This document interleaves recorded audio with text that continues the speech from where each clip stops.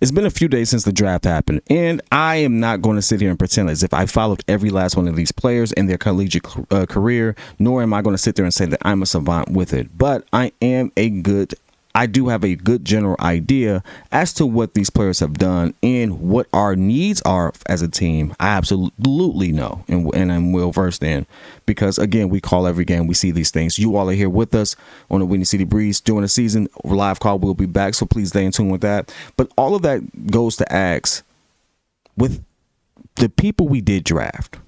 Again, we had no picks. We really had to make moves to get into this. We had to fight our way into this draft, for lack of a better phrase.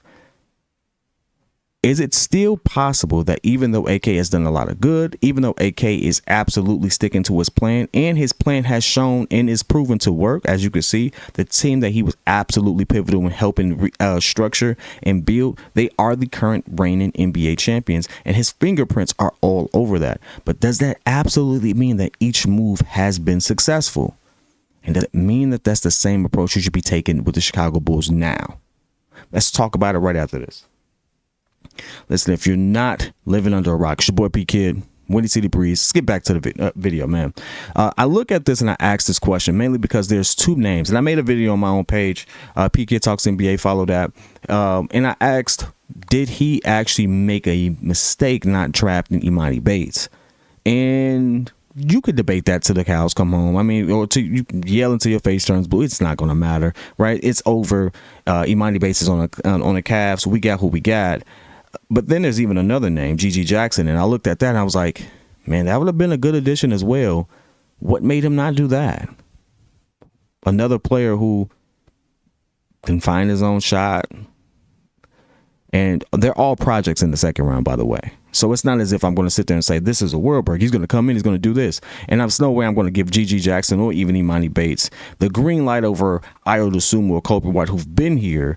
But if you want to talk about people who can absolutely help, could also develop, maybe have a higher ceiling than both of those players, you can make the case that Imani Bates and G.G. Jackson definitely do. In fact, you can make the case that Imani Bates himself is a starter out the gate. And if you started Imani Bates on your team right now,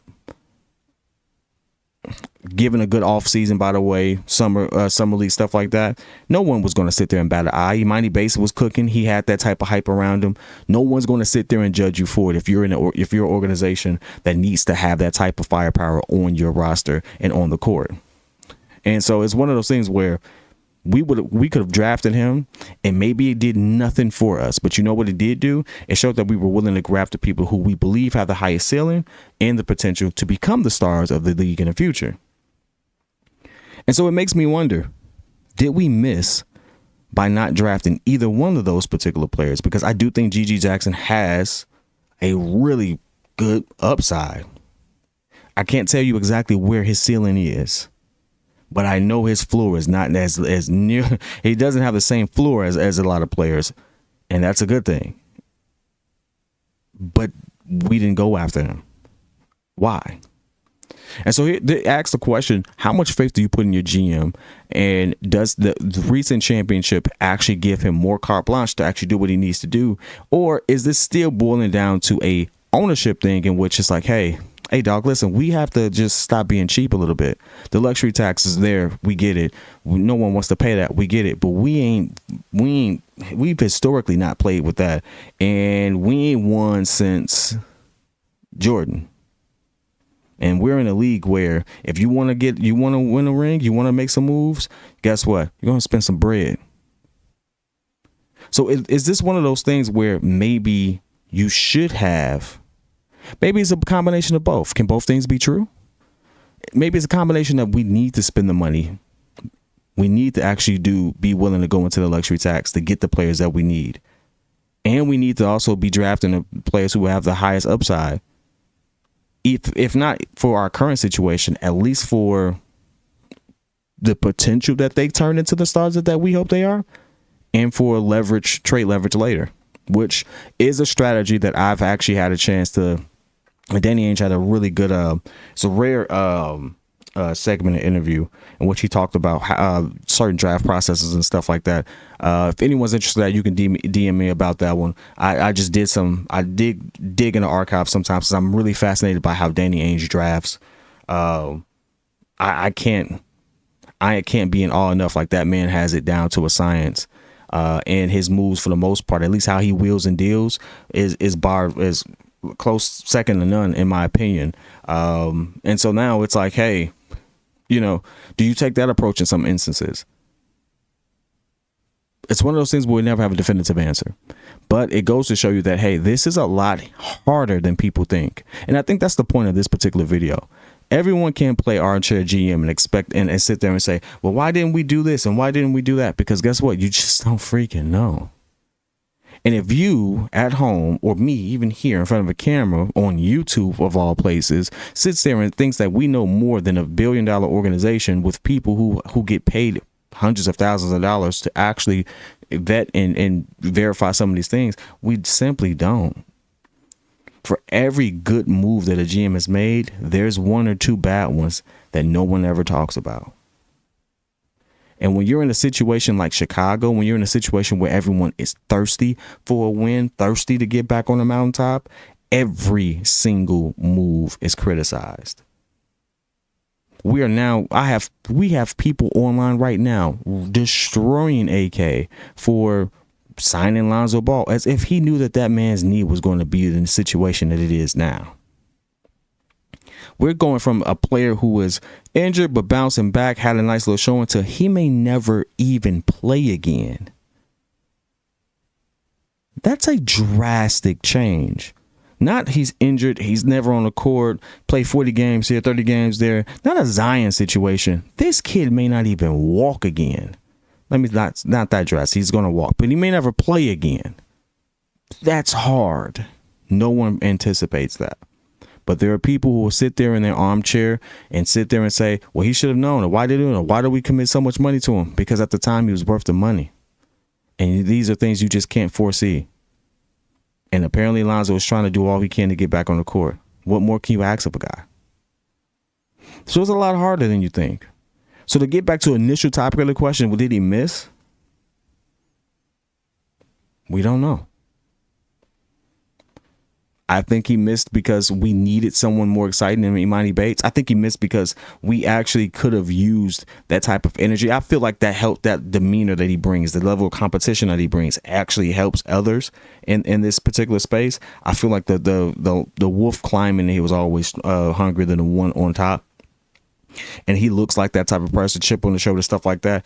I like seeing how players respond to those type of adversities, and I think he's going to respond well. And if he gets the opportunity, he's going to tear the league up. I really feel that. I really feel like he has that Patrick Beverley mentality with a much better skill offensive bag. I'm not going to say skill set, because Patrick Beverley is a pro. What he does is ridiculous on the defensive end, and how he motivates people. He's not what we want on all things, basically.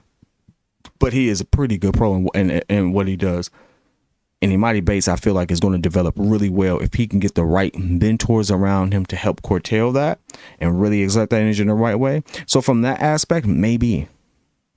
But at the same time, do I really need to have another budding... I need to really have another 6'8", 6'9" guy come in and think that he could try to make his name and mark and not be a part of a team? It's probably not the best situation. And that's the only reason why I can see not drafting him was the right move. Because Imani seems like he's going to out there to make a name for himself. He wants to be a premier guard, as he should. He should feel that way, right? He should feel that way. He should think that about himself. I'm not down in that, but is that the best thing for your team? And those are the things that most people don't consider. This is not 2K. Everyone is not just this random player on the court. These are people who have to develop relationships, chemistry, and camaraderie. May not be the best dynamic for your team. Those are things that most people can't see, because we're not in the locker room. We don't know these players. We don't know what they deal with. We don't know their lives. How are they going to bond together? You know what, Denver Nuggets? I know Jokic goes off. He has his horses and stuff like that. But how they talk about him being there, focused with the guys, they built a team together. you don't win championships without building that sort of team. So you gotta ask yourself, are the players that he drafted the best for the type of dynamic we have? Are the players that we're going after in free agency, are they best for the dynamic that we're trying to build? Because the team that actually believes with each other, that actually likes each other, is going to go a lot further than a bunch of talented people who care less about each other. Every single time. Every single time. The Miami Heat right now, the only reason why they didn't win is because they were deficient of premier, or I was going to say all-star, not superstar. They were deficient of another all-star level talent on that particular team to help get them over the hump. They couldn't handle the size and firepower that Denver had. But from a team element, I would argue that the Miami Heat had a better team from a camaraderie, personal relationship, just the way that they rally around each other. They are a better team. They have the best team from a interpersonal and relationship building standpoint. Not necessarily accomplishments, but from what they were able to accomplish just solely in the belief that they had in each other, they were the best team in that respect this season. And we haven't had that in a while.